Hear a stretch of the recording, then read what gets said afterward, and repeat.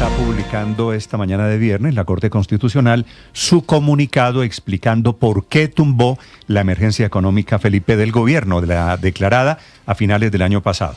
Esto es un documento de apenas 4 páginas en donde básicamente destruye uno a uno los argumentos del gobierno de por qué se necesitaba la emergencia económica.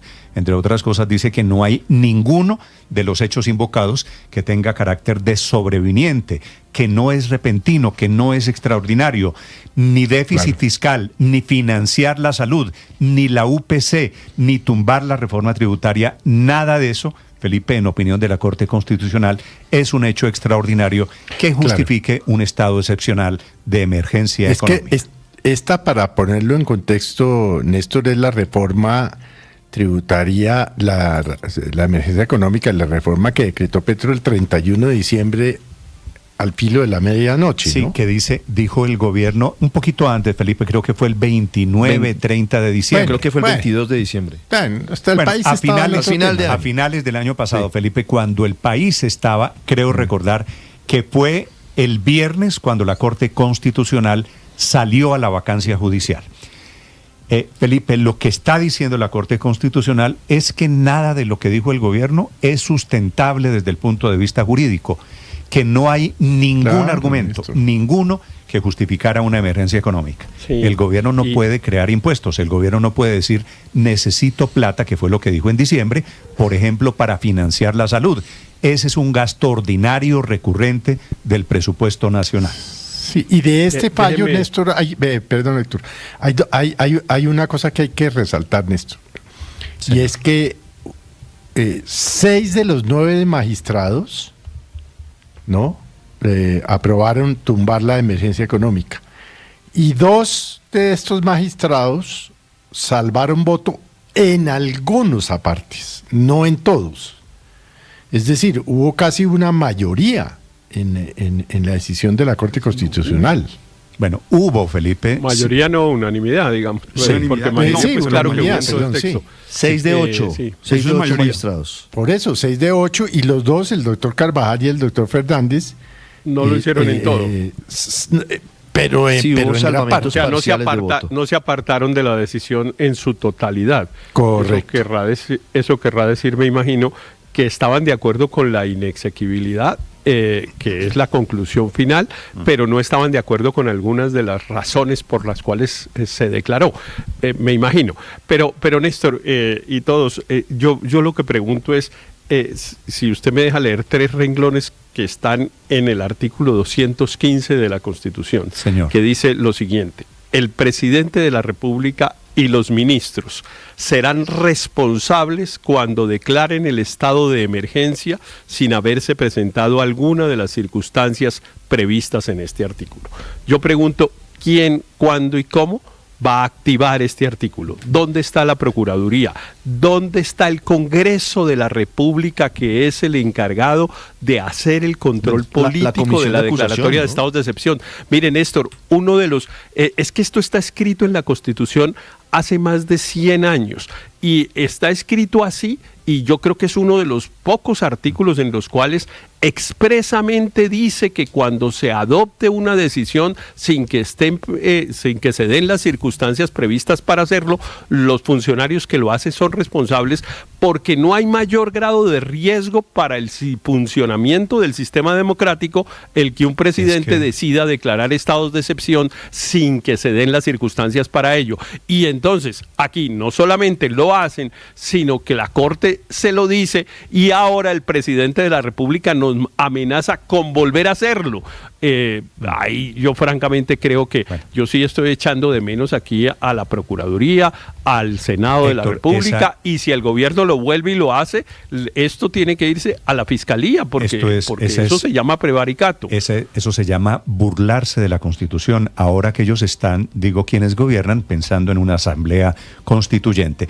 Esa me parece, Héctor, una aguda observación de usted, que es un muy importante constitucionalista. Son las 6:42 PM, publicado el comunicado, ahora vendrá seguramente la andanada que ya comenzó el presidente Petro, que estuvo en Quibdó y anoche echó discurso contra los magistrados de la Corte Constitucional, con una ofensa generalizada, descalificando argumentos de lo que era en otra oportunidad motivo de respeto, la magistratura en la Corte Constitucional. Sergio Barbosa. Hola Néstor, buenos días. Luego de 7 horas de un intenso debate a puerta cerrada, la sala plena de la Corte Constitucional, por mayoría en una votación de 6 contra 2, tumbó la emergencia económica que fue decretada por el gobierno del presidente Gustavo Petro en plena vacancia judicial en diciembre del año pasado. El alto tribunal, después de un riguroso examen constitucional, determinó que 7 de los 8 eventos invocados por el gobierno nacional no eran sobrevinientes, extraordinarios o imprevisibles. A Carlos Camargo, el magistrado ponente de este caso, y quien en enero le pidió a sus colegas suspender provisionalmente los efectos del decreto para evitar daños irreversibles mientras se fallaba de fondo, aseguró que la emergencia económica se cayó en la Corte porque el gobierno se atribuyó competencias de otras ramas del poder público y que el hecho de que la reforma tributaria se hubiera rendido en el Congreso de la República no era un evento sobreviniente. En el tercer hecho, que relaciona la no aprobación de los proyectos de ley de financiamiento para 2025 y 2026, la Corte consideró que no supera el juicio de sobreviniencia. Para la sala, la posibilidad de que el Congreso niegue o archive proyectos de ley de financiamiento no es imprevisible, repentina ni extraordinaria. El decreto 1390 de 2025 vulneró los principios democráticos y de separación de poderes en la medida en que el gobierno nacional se apropió de competencias de otra rama del poder público sin cumplir con los requisitos constitucionales que habilitan un estado de excepción. Fueron 8 los eventos que invocó el gobierno para declarar la emergencia económica que no tuvieron el visto bueno de la Corte, entre ellos la crisis fiscal, los problemas de financiación del sistema de salud, la seguridad ciudadana, además de la falta de aprobación de leyes de financiamiento que según la Corte correspondieron a situaciones estructurales y previsibles que debieron ser resueltas mediante mecanismos ordinarios de política pública y legislativa. Uno de los puntos en el que la Corte Constitucional hizo énfasis es en el pago del reajuste de la UPC, y allí dijo el alto tribunal que es una obligación del Estado cumplir con esas obligaciones que están contempladas en la sentencia T760 de 2008, que fue la que transformó estructuralmente el sistema de salud y lo catalogó como un derecho fundamental. La Corte consideró que justificar la declaratoria de un estado de emergencia en la necesidad de cumplir las órdenes judiciales dirigidas a equiparar la UPC del régimen subsidiado al menos al 95% del régimen contributivo del sistema de salud no supera el juicio de sobreviniencia por no ser un hecho imprevisible, repentino. Sobre los decretos que se desprendían del que convocaba a la emergencia económica, entre esos el más polémico, que era el 1474, que cobraba el IVA del 19% a los licores y a los juegos de azar en línea y el impuesto al patrimonio, y el 044, que creaba nuevos impuestos a las generadoras de energía eléctrica, siguen congelados, es decir, la suspensión provisional sigue vigente hasta que la Corte falle de fondo sobre estos mismos. A pocos minutos después de que se conociera la decisión de la Corte, el presidente Gustavo Petro, desde Quibdó, en el departamento del Chocó, criticó la decisión del alto tribunal y lo señaló de querer cometer, según él, un suicidio nacional. Aún hay que dar una oportunidad última, que es presentar al Congreso actual la reforma tributaria, que es el mismo decreto que acaba de hundir la Corte Constitucional en una mayoría 6 contra 2.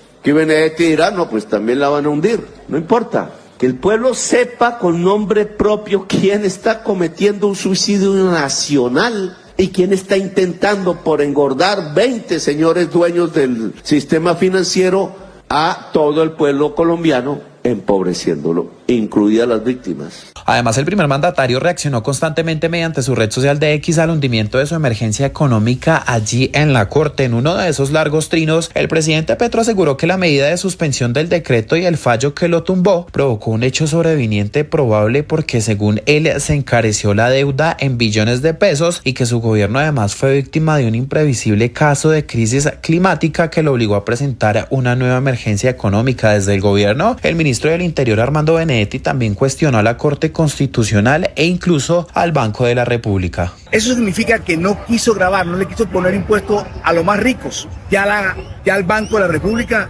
hizo algo parecido. cogió y favoreció al sector financiero. Luego aquí lo que se quiere hacer desde el Banco de la República y la Corte Constitucional es que se favorece a los ricos, a los dueños del sector financiero, no se le pone impuesto y quien paga la deuda es el más pobre y el menos favorecido. En la Corte Constitucional está pendiente la otra emergencia económica declarada en febrero tras la ola invernal que azotó a 8 departamentos, siendo Córdoba uno de los más afectados. Allí al alto tribunal han llegado varias intervenciones que piden tumbar también ese decreto e incluso suspenderlo provisionalmente hasta que haya una decisión de fondo. Sergio Barbosa, Blue Radio. Camila Carvajal es periodista.